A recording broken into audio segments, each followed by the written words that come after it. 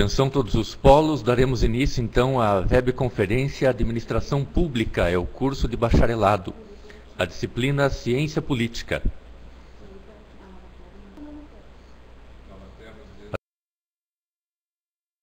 Atenção colegas de Nova Tebas, tudo ok no polo?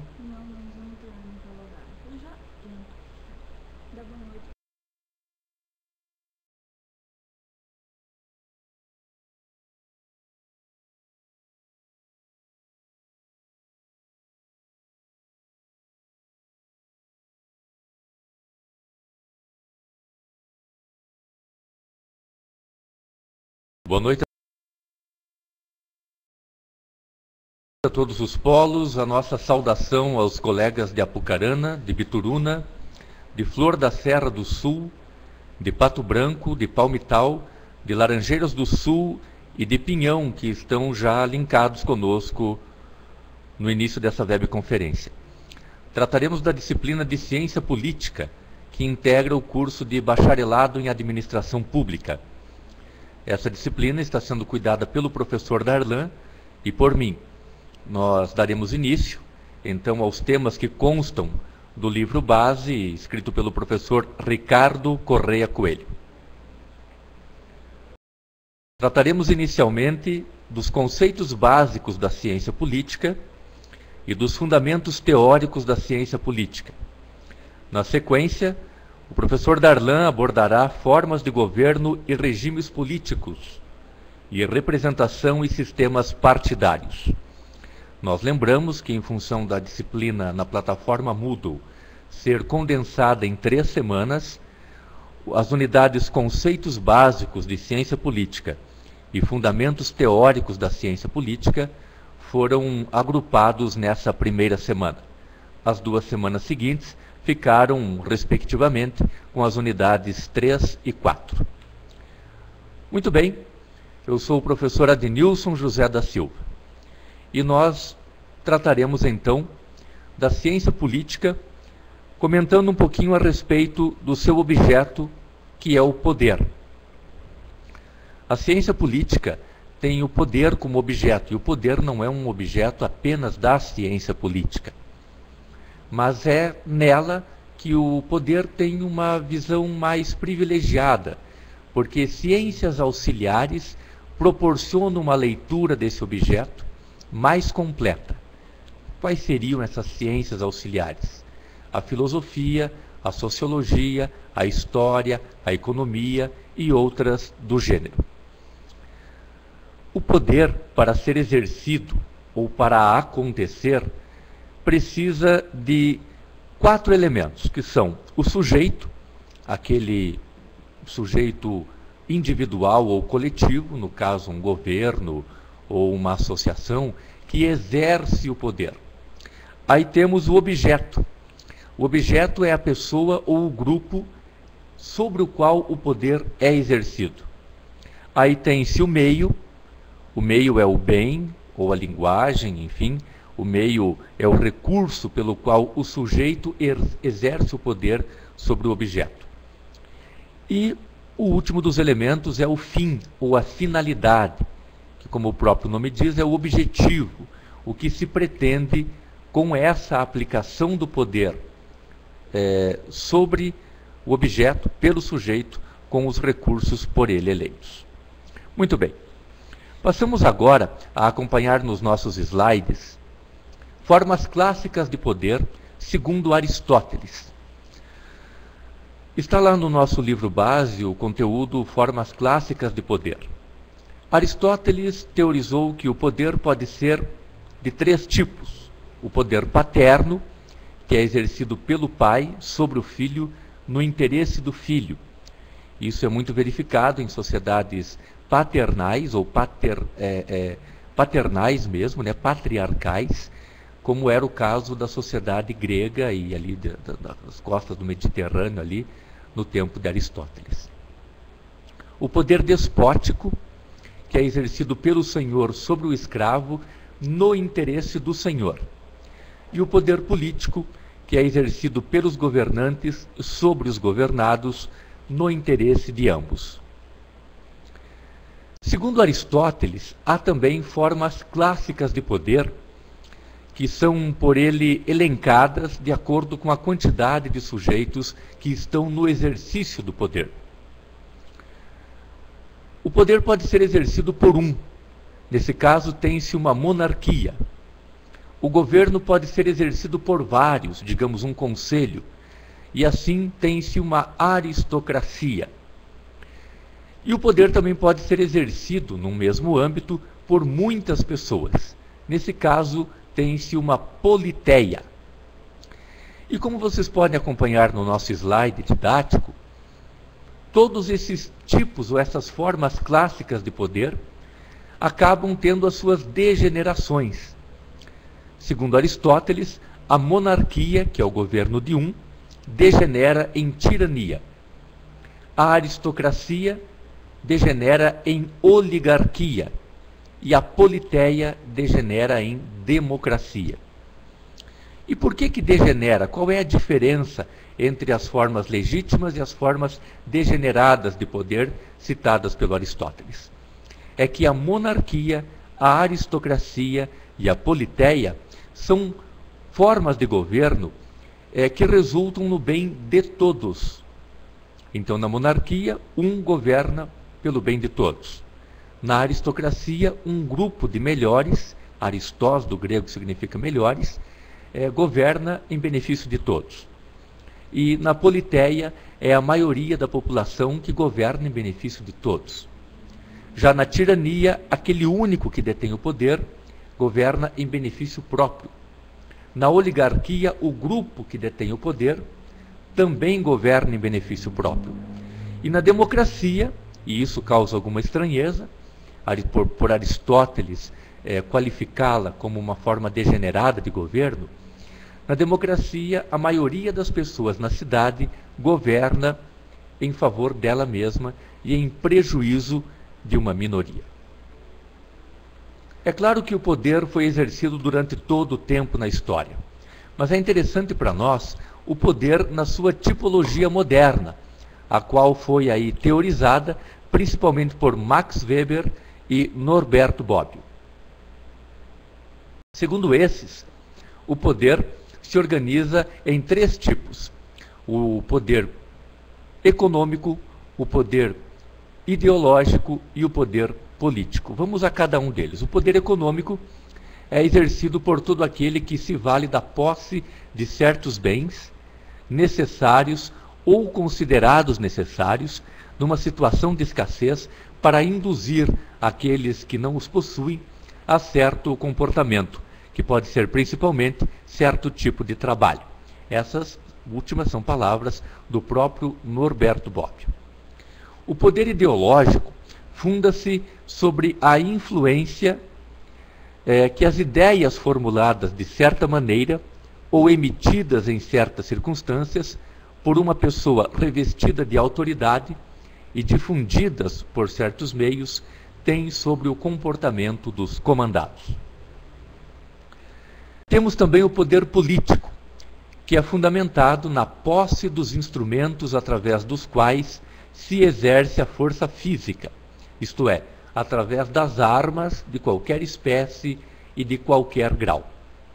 O poder político é, portanto, exercido através da força. É o poder político exercido, por exemplo, pela função executiva do Estado, que impõe algumas penas aos sujeitos que vão desde multas de trânsito até a perda da liberdade, a reclusão ou a prisão. Em alguns estados americanos, como todos sabem, alguns países do mundo, chega-se ao máximo de adotar, inclusive, a pena de morte.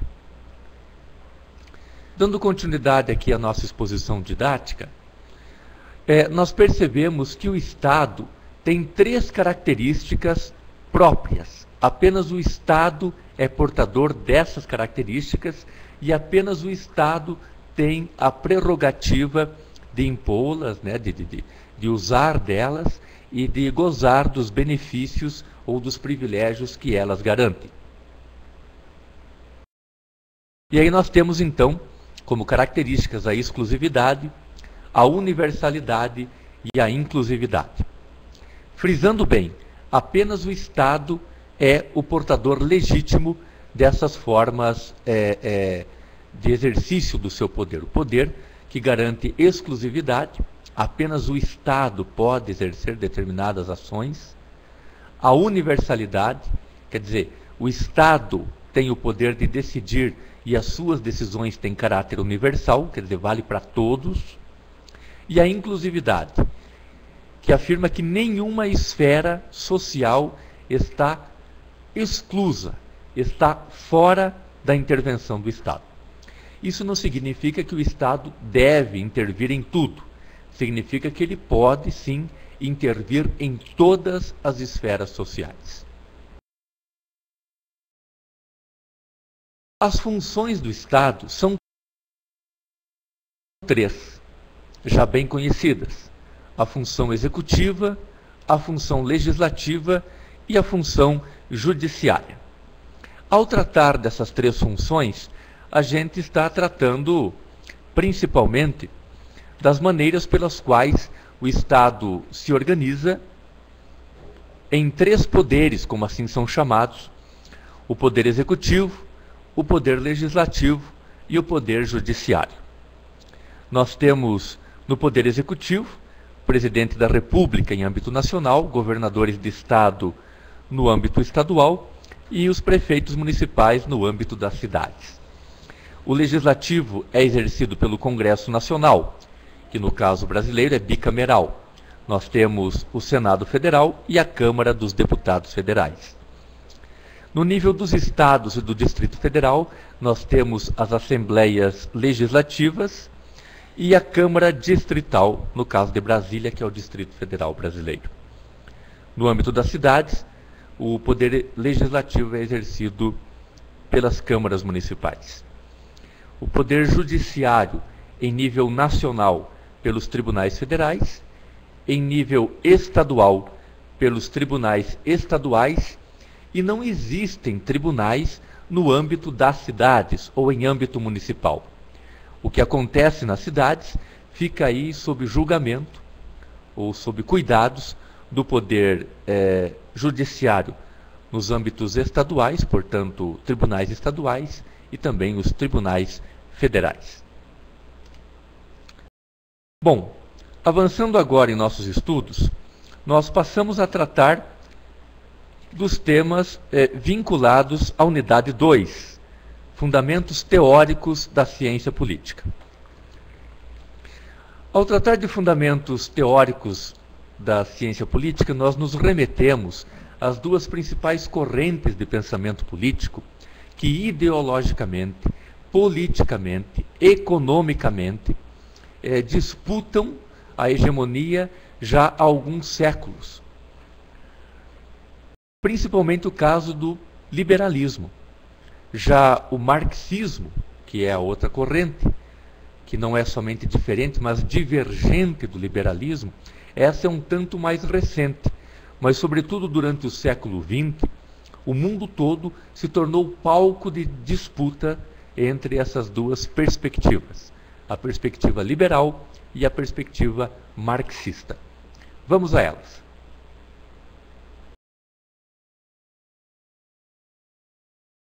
O pensamento liberal se embasa no que se chama de jusnaturalismo.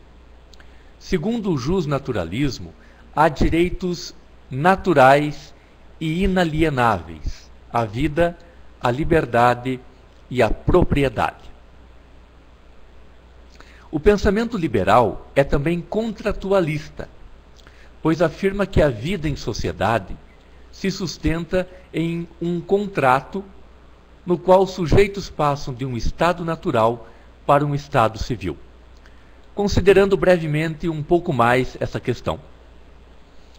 Segundo os liberais, a vida em sociedade não é o ambiente natural do homem, mas um artifício fundado em um contrato. Antes de viver em sociedade, o homem vivia em meio ao estado de natureza. No estado de natureza, as relações humanas eram regidas pelo chamado direito natural. O direito natural está vinculado muito mais às necessidades corporais e às percepções e intenções individuais de cada sujeito, naturalmente, né? Se são individuais. A razão é o único meio de se conhecer os direitos naturais. E o direito natural constitui a única base legítima do direito civil. Essa é a defesa dos jusnaturalistas liberais. Agora vejam que interessante. Se os sujeitos em estado natural agem, cada um de acordo com o que lhe convém ou lhe apetece, a sociedade torna-se insustentável. É preciso um acordo ou um contrato em que os sujeitos abram mão do seu estado natural em troca das condições necessárias para viverem em sociedade. Aí entra aquele elemento importantíssimo chamado limite, aquele outro elemento importantíssimo chamado lei.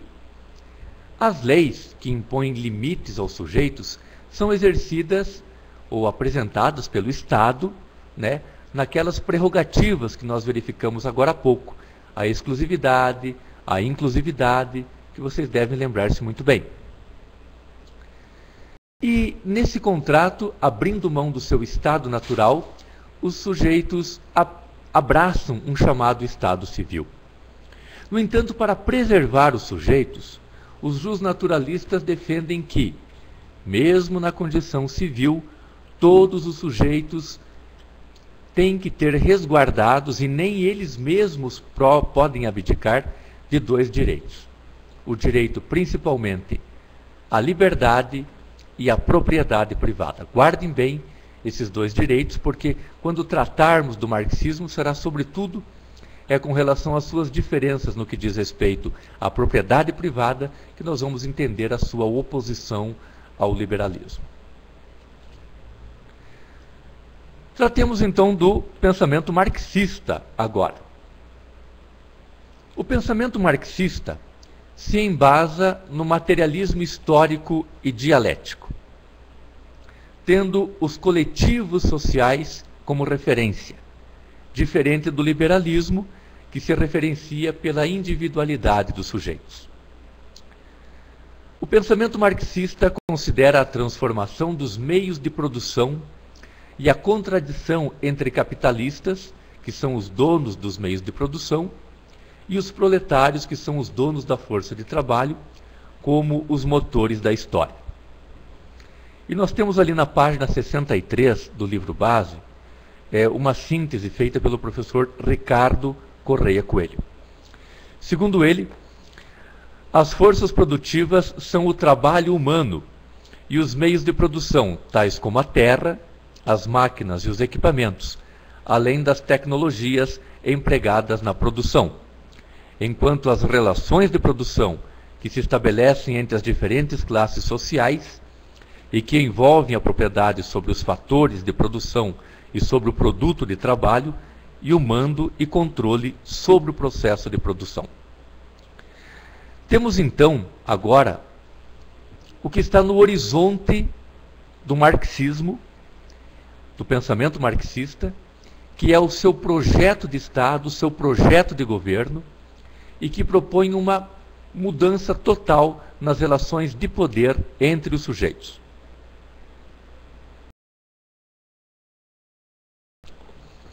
Fazendo oposição principalmente ao pensamento de Adam Smith, que é considerado como o fundador da economia liberal clássica, para Adam Smith, né, o Estado não devia intervir na economia, limitando-se, né, o Estado, às funções de guardião da segurança pública e de mantenedor da ordem, garantindo assim a propriedade privada.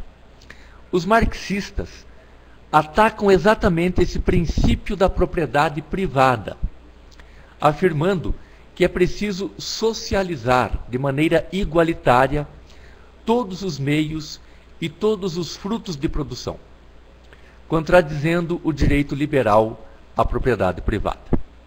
Os marxistas entendem que no horizonte do seu projeto de governo e do seu projeto de sociedade está a igualdade absoluta entre os sujeitos, sem propriedade privada, portanto, sem acúmulo de riqueza e de capital, tendo todos direito de acesso aos meios de produção e também aos produtos que são manufaturados, que são realizados com o emprego desses mesmos meios.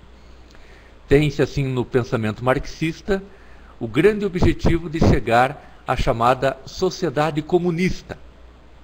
Mas um estágio anterior à sociedade comunista será o da sociedade socialista, ou do governo socialista, que terá ainda um governo central, com um acordo, um contrato, mas já num processo de transição, abrindo horizonte para o comunismo, terminando com a propriedade privada e levando os trabalhadores ao pé de igualdade com os que até então serão considerados os donos dos meios de produção.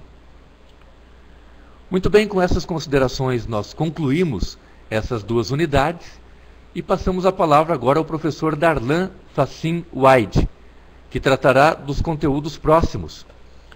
E os senhores terão, nas palavras do professor Darlan, formas de governo e regimes políticos e representação e sistemas partidários. Após essas considerações, teremos um tempo para interações com os senhores aí a partir dos polos. Obrigado por terem me ouvido e acompanhe agora a fala do professor Darlan.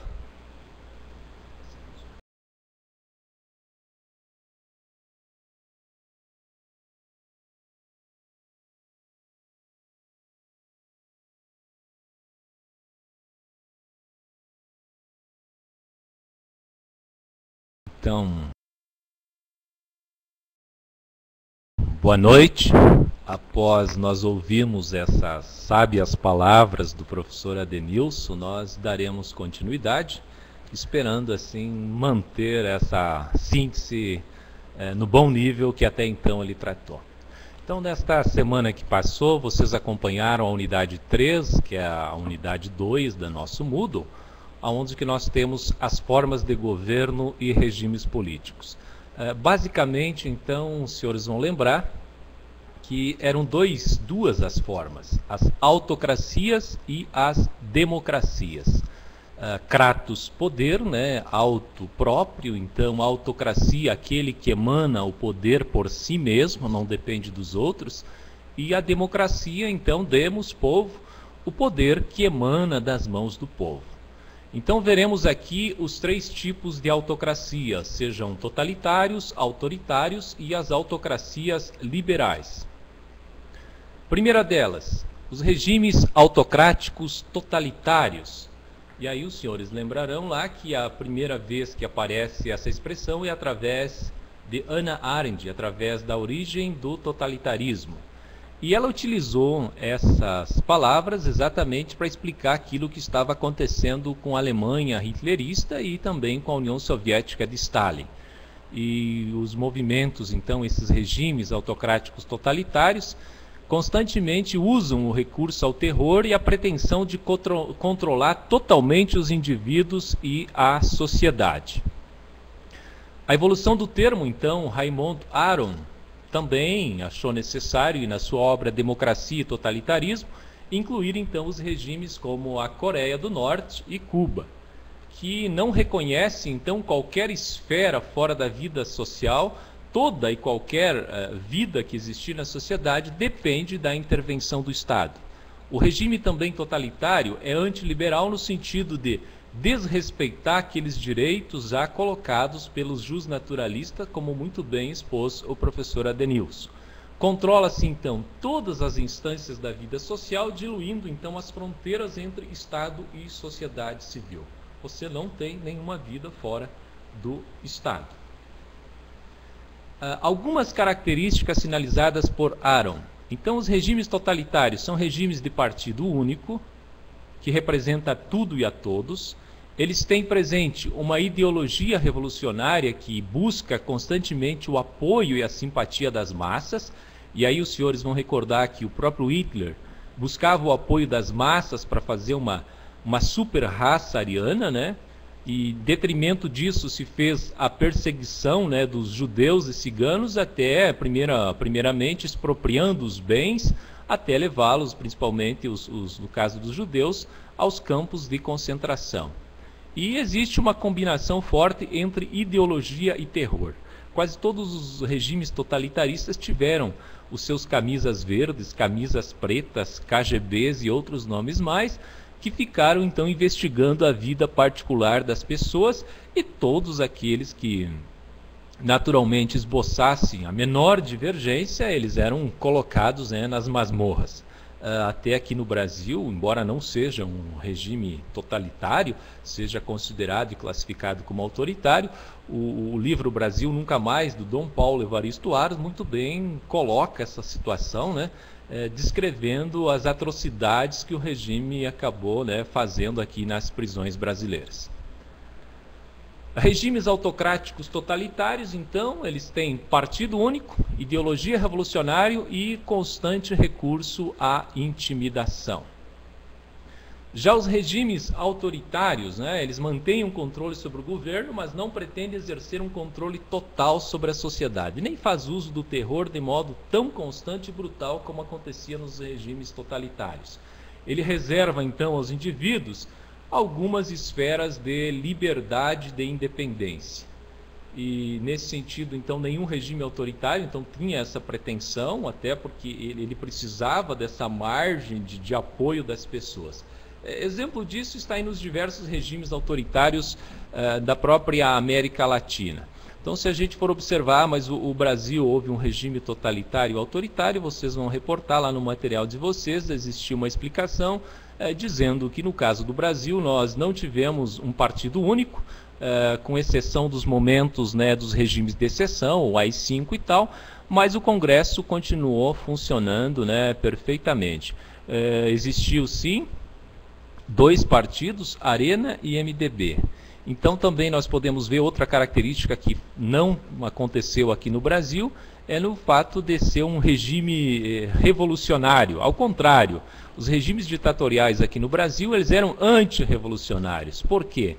Porque eles eram contra os revolucionários, que eram quem? Aqueles que queriam implantar aqui um comunismo. Então essas são algumas das características que remetem à compreensão de que o Brasil, no período do regime militar, aconteceu um regime autoritário. Os regimes autocráticos liberais, então são 3 grupos de regras básicas: regras de organização do Estado, direitos civis e direitos políticos.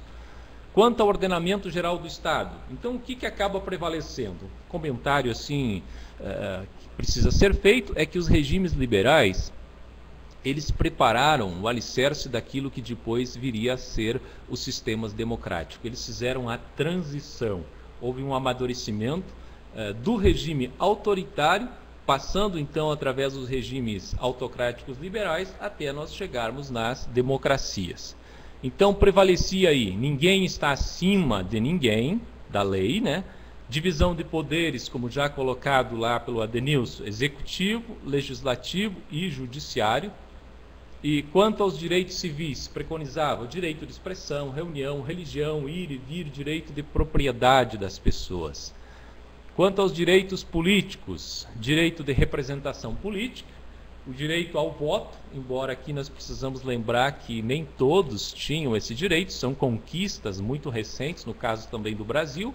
Aqueles que tinham bens e que tinham propriedades eram mais instruídos, tinham inclusive um voto com um peso diferenciado e podiam concorrer, sendo que alguns regimes e alguns países, inclusive, colocam algumas regras para o cidadão participar das eleições. E o direito do respeito das minorias. Portanto, nós temos aí 3 tipos de regimes, né? Os regimes totalitários, os regimes autoritários e os regimes liberais. Dentro desse princípio, então, nós temos ainda aquilo que caminhou esses regimes, que depois foi a questão da democracia. E quanto à democracia, nós temos 2 tipos. A democracia direta, que é aquela que acontecia em que o cidadão não delegava direito de representação a nenhum outro cidadão, ele por si estava nas reuniões, discutia e decidia.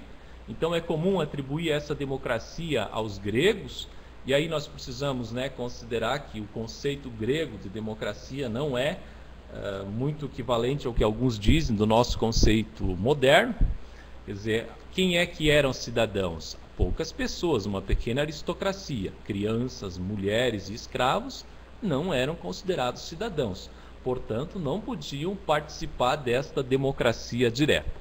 E as democracias representativas, que é a condição, né, moderna e mais atual que nós temos, dado o tamanho dos nossos estados, o tamanho da nossa cidade, então nós precisamos delegar a algumas pessoas o poder de representação nas diversas esferas do Estado. Quanto à democracia, existem aí, vocês perceberam, diversos conceitos, teorias e autores problematizando essa questão. O que chama a atenção aqui é o Joseph Schumpeter. Ele fala da teoria elitista da democracia, dizendo que a nossa democracia é um sistema de competição entre as elites, né? Uma elite empresarial, uma elite agrária, uma eclesiástica, intelectual, acadêmica, operária, sindical, que já mencionei, cada uma delas, né, querendo eleger seus representantes, né, em prol então dos seus interesses, muitas vezes então individuais. Não basta eleições para o regime ser democrático, é necessário eleições em ambientes de liberdade e que os resultados sejam, portanto, apurados de forma justa.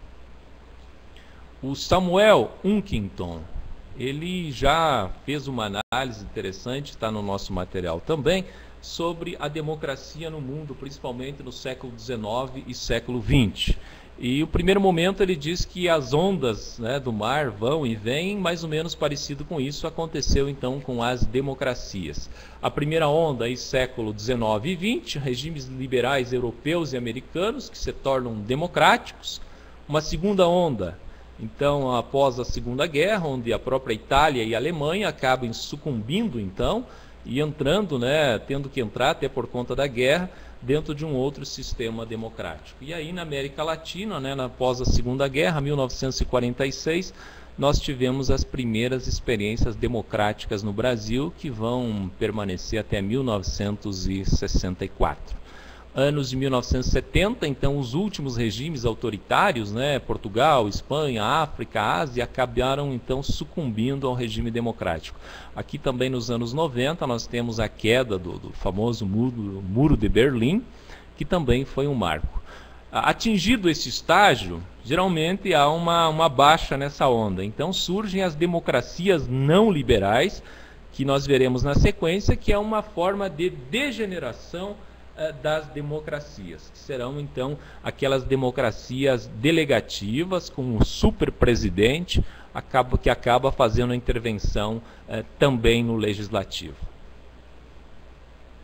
Regimes democráticos liberais, então aqui uma síntese, são os regimes que o governo resulta da escolha da maioria por meio de eleições periódicas, livres e justas, e que ao mesmo tempo conservam todas as características dos regimes liberais, quanto às regras básicas de organização do Estado e os direitos civis e políticos dos seus cidadãos.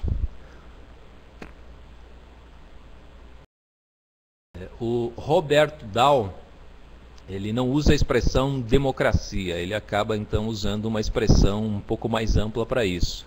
Ele diz que democracia é um sistema político ideal e ele chama isso de poliarquia. É o poder então distribuído nas várias mãos ou nas mãos de diversas pessoas. E ele considera importante então, enquanto sistema ideal, exatamente porque a democracia está constantemente se reinventando. Ela está aberta às influências das pessoas, daqueles que estão envolvidos, e ela está sendo constantemente reconstruída, como já afirmei. Para Dahl, então, algumas condições para nós classificarmos o que seja uma democracia. Adultos em uma sociedade, é necessário que eles tenham direito a voto e exerçam livre de qualquer coerção, que os votos de cada membro da comunidade eleitora possuam o mesmo peso, diferente, né, dos regimes autocráticos liberais, em que era diferente essa proporção, que exista o respeito às autoridades eleitas do Estado, e que existam fontes alternativas de informação disponíveis para a população, livres, né, de constrangimento, poder escolher os seus eleitores. e que seja garantido o direito de oposição àqueles que aceitarem as regras, né, do sistema. Então é muito comum nós vermos até a opinião de algumas pessoas querendo eliminar toda e qualquer oposição. A oposição faz parte do sistema democrático. É ela que vai fazer com que a democracia seja repensada, reinventada e fique cada vez mais aperfeiçoada. Desde que essa oposição aconteça, então, dentro de um sistema democrático, respeitando, então, as regras. Os sistemas democráticos, basicamente, eles são, né, formas de organização aí, representadas através do presidencialismo e do parlamentarismo. A diferença básica entre o presidencialismo e o parlamentarismo está na questão da relação entre executivo e legislativo e na duração, então, do mandato dos seus parlamentares. No presidencialismo, o chefe de Estado e de governo, exercido, então, pelo presidente, que tem um tempo e um mandato fixo, e existe uma separação rígida entre o executivo e o legislativo. Não é aceitável, muito menos concebível, que o executivo interfira, pelo menos não deveria interferir, no legislativo, e o legislativo também não tem o direito de simplesmente destituir o poder executivo. Exceção feita, então, nos casos em que o poder executivo não estiver cumprindo as leis, daí é possível através daquilo que nós conhecemos como um impeachment. O parlamentarismo existe em basicamente duas formas, o monárquico e o republicano. O chefe de Estado aí, respectivamente, é exercido pelo rei, no caso monárquico, ou presidente, no caso republicano. E a chefia de governo é exercida pelo primeiro-ministro em ambos os casos. O governo e parlamentares não têm mandato fixado rigidamente e a duração depende exatamente da sustentação parlamentar. Quando não houver essa sustentação, naturalmente o governo cai. Ou então o governo faz a tal de intervenção no parlamento, dissolve o parlamento e convoca as eleições. Então, comum acontecer no noticiário, dizendo aí num país europeu, que o governo fez a intervenção no parlamento. Não é aquelas intervenções que nós conhecemos aí de dissolução. Ao contrário, faz parte do regime democrático parlamentar essa intervenção para que ele consiga ter o apoio de uma maioria. Nós temos aí, então, os regimes democráticos não liberais. O que caracteriza como democracia e o que difere das democracias? É a forma, então, de constituição dos governos feitas através do voto popular, eleições periódicas, livres e justas. E o que diferencia exatamente das democracias são aquelas conquistas colocadas pelos regimes liberais, principalmente quando se ignora a separação entre o legislativo e o executivo. Então são conhecidos, né, esses sistemas aí pelo Guilherme O'Donnell, chama de democracia delegativa, em que o cidadão entra pela porta da frente, pela forma democrática, e acaba exercendo o poder, né, como um super presidente. E exemplo disso nós temos aí o Carlos Menem na Argentina, e aí para não criar muitos atritos, um companheiro chamado Hugo Chávez aqui na América Latina, que às vezes acaba, né, fazendo algumas interferências no legislativo.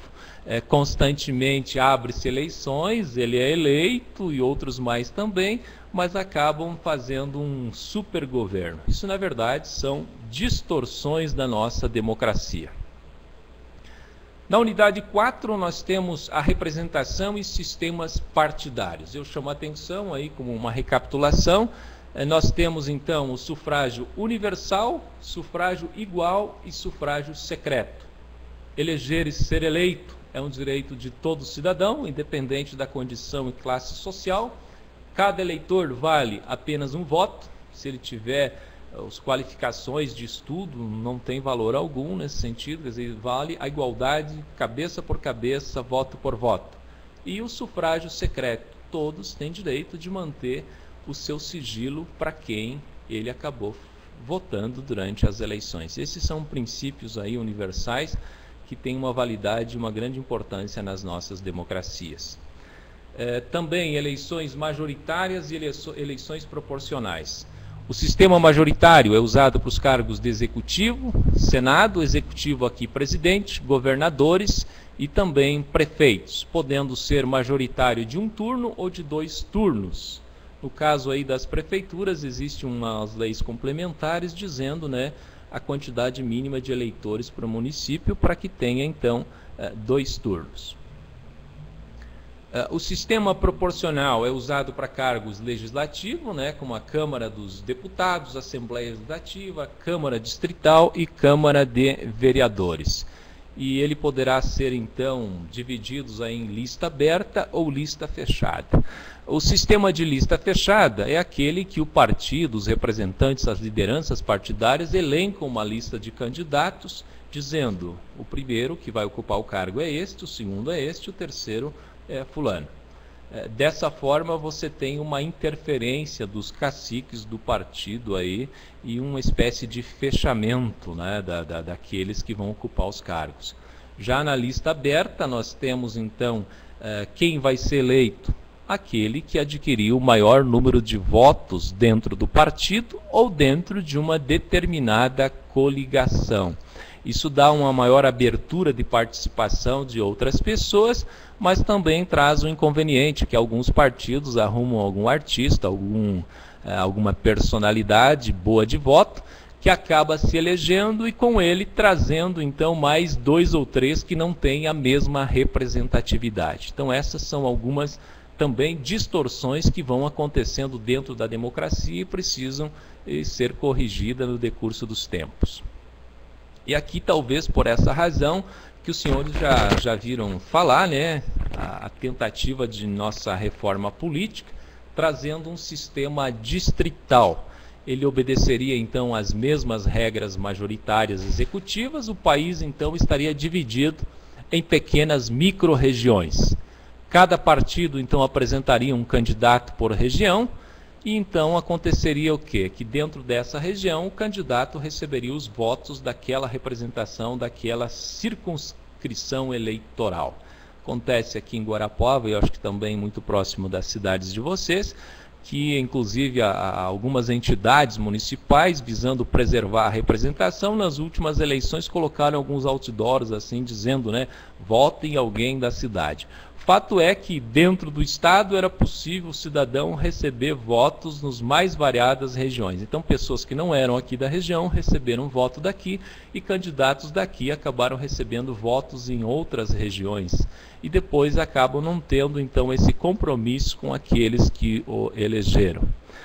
Pode ser de 2 turnos em países pluripartidários, né? Ou em um turno onde apenas 2 partidos concorrerem. Ainda para registro, existe um sistema misto, híbrido, que alguns políticos estão querendo, inclusive, defender na nossa reforma política, que é utilizado na Alemanha. 50% das cadeiras são preenchidas pelo sistema majoritário e 50% são preenchidas pelo sistema proporcional. Isso é uma alternativa, está dando certo naquela sociedade, então alguns estão achando que também poderá dar certo no Brasil.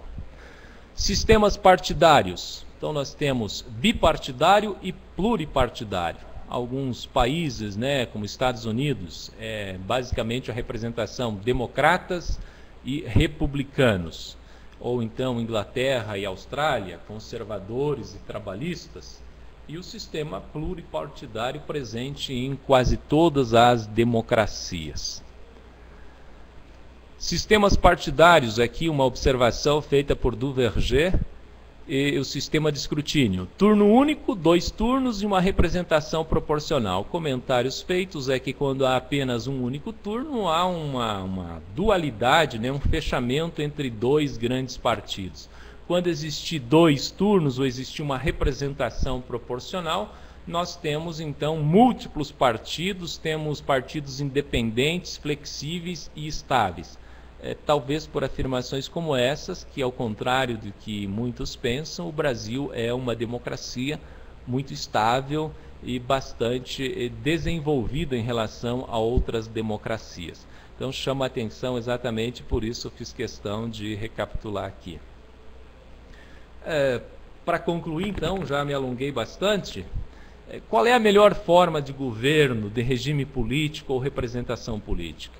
E a partir de tudo que vocês viram, eu levo à conclusão de que não existe uma fórmula mágica que você possa dizer, olha, vamos trazer o sistema americano para o Brasil. O sistema americano também tem seus problemas, embora ele aconteça, como vocês sabem, né, dentro daquelas micro-regiões, não há uma votação direta ao candidato. Há uma seleção de eleitores que vão votar o candidato. E nós temos ainda aquela situação de que aquele que ganhar a maior número de votos dentro do seu distrito acaba levando todos os votos. Então isso também são distorções.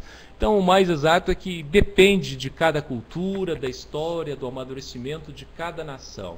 Não dá para nós impor democracia para países de tradições não democráticas, como nós vemos aí nos últimos tempos, principalmente, né, no Afeganistão e Iraque. Será uma verdadeira utopia nós sonhar que países que vêm de sistemas totalitários e autoritários, de repente consigam, né, implantar uma cultura democrática. Levam-se anos de caminhada, de formação de pessoas, e aos poucos essas transformações vão acontecendo. A democracia está, portanto, sendo reinventada a cada dia. Quanto maior for a participação das pessoas na vida política, mais sólida será a democracia. Então, aí, com isso eu encerro a minha participação, já me adiantei bastante. Espero que a gente possa ter feito uma recapitulação de tudo aquilo que nós vimos na nossa apostila e que está também postado no Moodle. Da minha parte eu fico agradecido, ficamos abertos aí para as vossas intervenções. O professor Adenilson já está aqui preparado para responder, porventura, as perguntas que vocês tiverem. Da minha parte, obrigado, desculpa que nós não estamos ainda muito traquejados com esse sistema, mas daqui a uns anos, né, a gente vai conseguir trabalhar um pouquinho melhor. Por isso nós colocamos bastante assim transparências, que pelo menos se a imagem do rosto não ficar bem, as transparências possam recapitular aí o conteúdo. Da minha parte, então, obrigado. Já temos a primeira pergunta: como será a prova aqui de Apucarana? Então a prova foi uma das primeiras exigências que pediram que nós elaborássemos. E eu posso dizer o seguinte a vocês, que tudo aquilo que caiu nos exercícios da unidade 1, 2 e 3 também está na prova. Quem soube responder aqueles questionários também saberá responder a prova. São 10 questões objetivas e 2 questões discursivas. E o que são as discursivas? Para você dissertar, fazer uma introdução, um desenvolvimento e uma conclusão sobre alguns dos temas, por exemplo, presidencialismo, parlamentarismo, regimes autocráticos, no caso totalitários, autoritários, liberais, ou o sistema aí que nós vimos por último de democracia delegativa. Então são algumas questões ali, eu não lembro qual é que ficou definido, e até não posso dizer, né? Mas serão mais ou menos de acordo com aquilo que vocês viram nos exercícios. Nós não queremos punir ninguém, nem fazer um método de castigo, ao contrário. Eu acho que o material está interessante, aqueles que fizeram uma leitura, 2 ou 3, vão sair diferenciados ao final desta caminhada. Ficamos abertos aqui, professor Adenilson, chega mais aqui.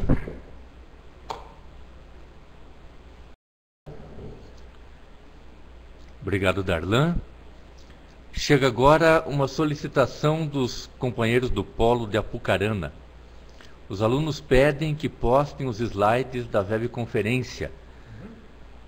De nossa parte, não há problema nenhum, embora tenhamos ouvido há pouco da Patrícia que essa própria webconferência que está sendo gravada agora será disponibilizada, portanto, com os slides também. No entanto, a gente pode pôr, sim, havendo permissão por parte da coordenação do curso, não é, Darlan? Sim, sim. E fica aí à sua disposição para consultas na plataforma Moodle. Só pedir que, como toda síntese, ela tem as suas limitações. Quando nós fazemos uma síntese, nós tentamos colocar todo o conteúdo e tem um pouco da cara de quem fez. Então, a partir dessas transparências, vocês podem enriquecer aí a síntese e os resumos de vocês daí. Lembrando que é um recurso didático que não esgota o conteúdo, como bem disse o professor Darlan. Temos mais interações dos colegas dos demais polos ou outras interações do polo de Apucarana? Podem ficar à vontade.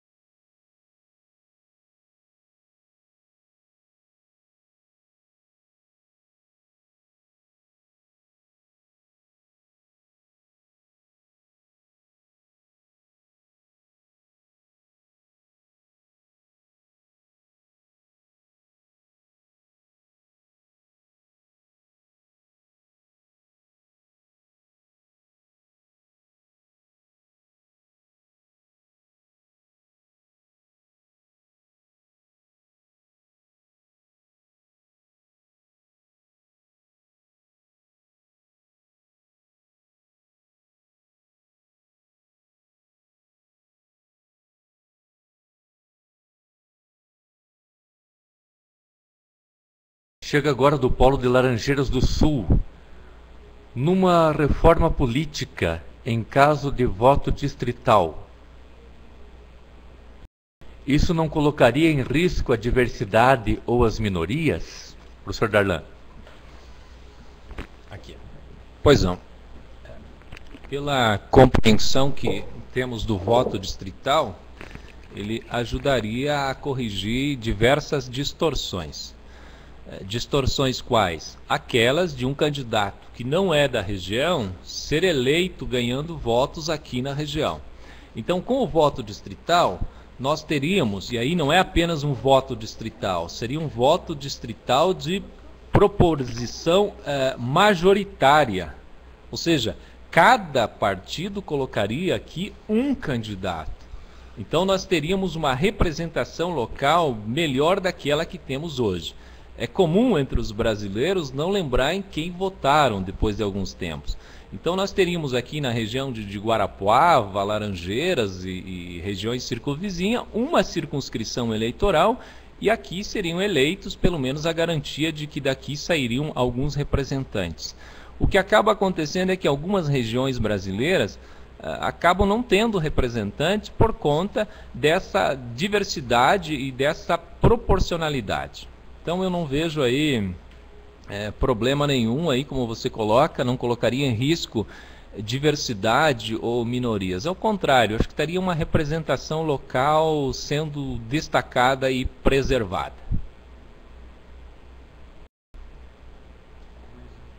Qual é a próxima? Qual o risco? Pergunta aqui o Polo de Pinhão, desculpa que eu já estou me familiarizando. Qual o risco de nos tornarmos uma democracia deliberativa? Eu acho que é delegativa, né? Na verdade, é delegativa.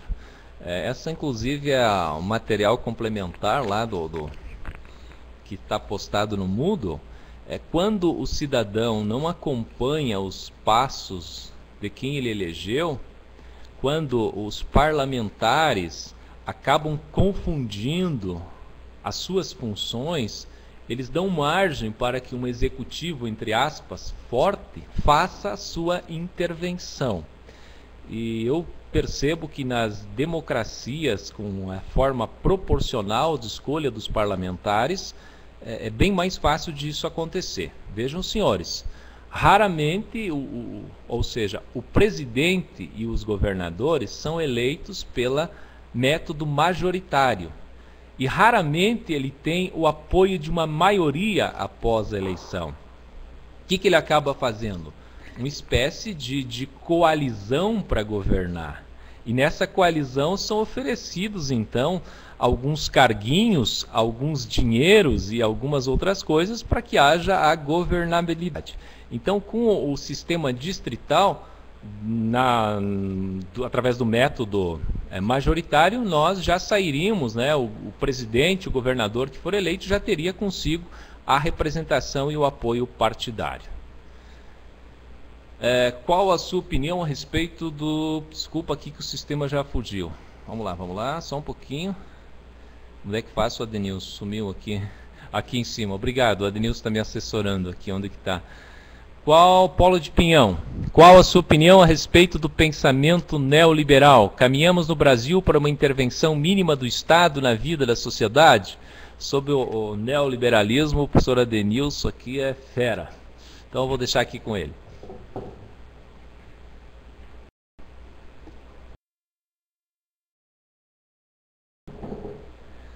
Obrigado, Arlan.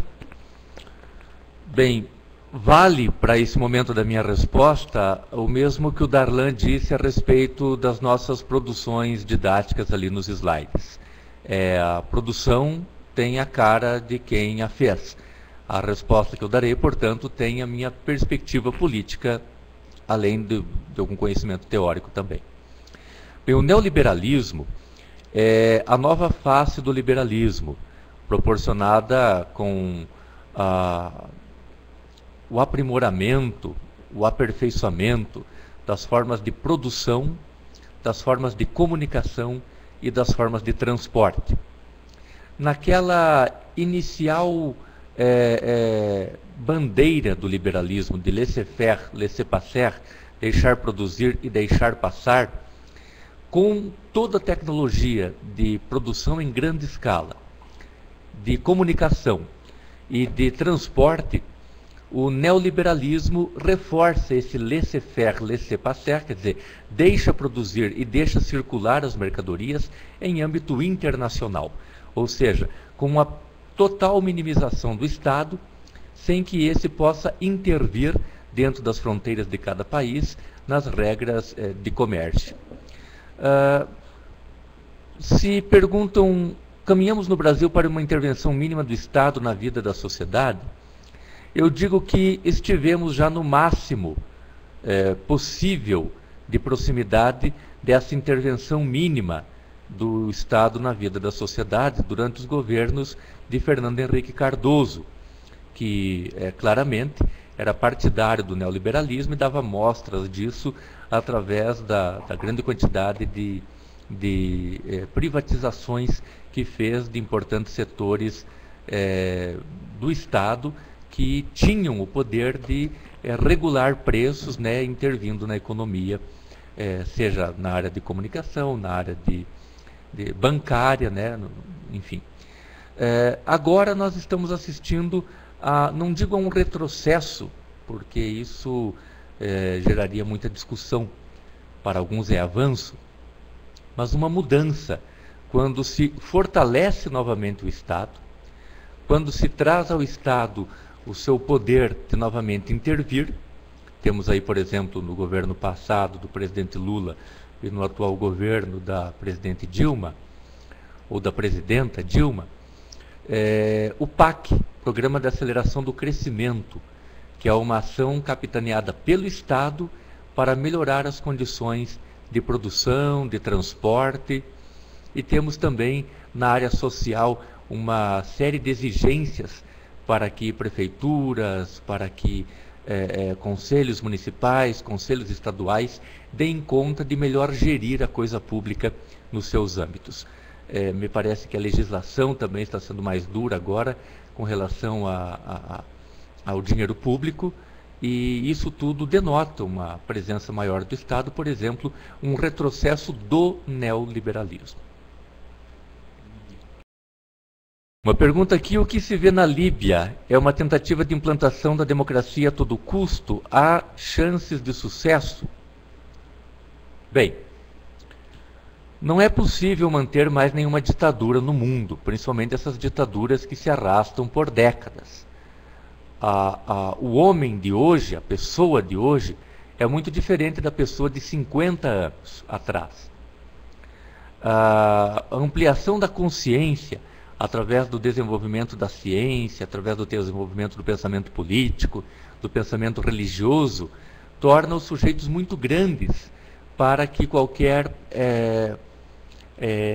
governo totalitário queira encaixá-los nos seus limites muito estreitos de pensamento e de doutrina. tanto que a gente percebe agora não uma intervenção inicial de algum outro país, mas uma revolta que, até onde podemos enxergar, nasce da própria população líbia, a egípcia, a iemenita e outras que nós temos acompanhado agora. E essas me parece que são muito mais legítimas, bem diferentes daquela do Afeganistão e daquela do Iraque, em que, sabidamente por razões de ordem econômica, os Estados Unidos tentaram intervir nesses países, implantando goela abaixo e na base da baioneta um modelo democrático que todo mundo sabe que nem nos próprios Estados Unidos funciona de maneira totalmente perfeita. Alguma outra questão, intervenção? A gente daria continuação aqui aos comentários, dizendo que o caso de Cuba, que é o caso mais próximo daqui do Brasil, e foi citado pelo professor Darlan, há quem diga no debate a respeito de Cuba que eles não têm condições de interagir economicamente com o resto do mundo e que esse é o preço que eles pagam por manter um bem muito maior do que a riqueza material, que é a sua bandeira, a sua ideologia. Diferente de outros países que têm todas as condições de interação econômica no mercado mundial, de enriquecimento material, mas que infelizmente não tem mais uma bandeira, um projeto de nação, uma identidade de nação que os faça serem conhecidos por essa identidade ou por essa bandeira perante o resto do mundo. Então esse é um debate interessante, certamente de natureza ideológica e política, e totalmente cabível, pertinente aqui às questões de ciência política.